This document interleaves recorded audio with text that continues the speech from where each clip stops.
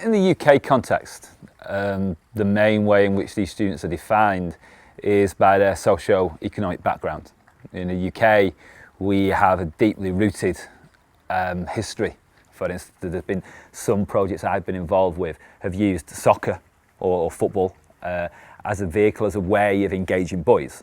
So, for instance, some of the top soccer clubs that I've worked with actually have educational programs alongside their soccer programs. For some certain ethnic groups, I mean, clearly that there are some issues with Muslim young women, and while actually participation in higher education is quite high among certain parts of that community, it's also quite localised. So, for instance, for cultural reasons, families, etc., maybe young women don't move away from home too much, so they go to local institutions.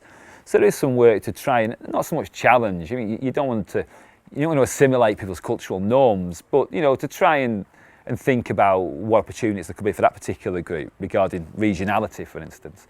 There's also, I think, been some particular work done with Black Afro-Caribbean boys. There's another pretty low-achieving group in the system.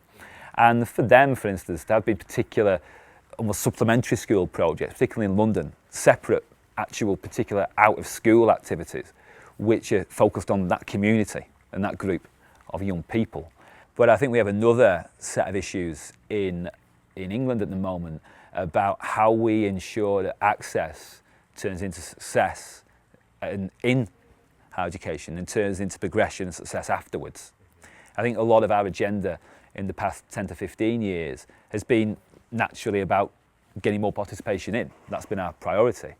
Now, I think, particularly, we have high fees. We have one of the highest fee regimes in the world in England, and concerns about graduate unemployment, underemployment. The focus is really turning now in England, not just to bringing people in, but supporting them through and out of HE. And that's a lot of our work is shifting to that direction. Particularly, say, for instance, mentoring schemes into employment with some of the bigger firms, some of the bigger corporate firms, for instance. It's showing progression for young people from who we support through to top-level graduate employment. For me, my personal narrative has been, I was a student from the margins myself. I mean, I went from my community in northern England to Oxford University. So I travelled a long distance, not just geographically, but culturally a long distance. So it was always within my belief system. But there was still a pivotal moment.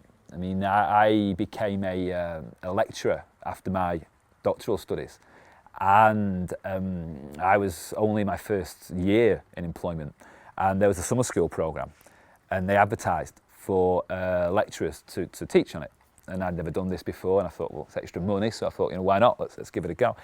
And I volunteered to go on it, and then the person managing the programme had to go sick, so I volunteered to run the programme. It was the first time I'd run anything like that. It was the summer school programme, so they came to stay at our institution, then on an outward bound project.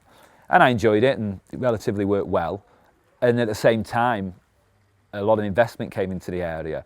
And pretty soon after that, it became clear to me that this was the direction that I wanted to pursue, because I felt, for me at the time, academia wasn't providing me with the real change, the change path that I wanted to progress. So actually, even though you might argue, look at my background and say, well, he always was going to do that, it wasn't actually that simple. If it hasn't been for that summer school, I might never have really gone down that trajectory.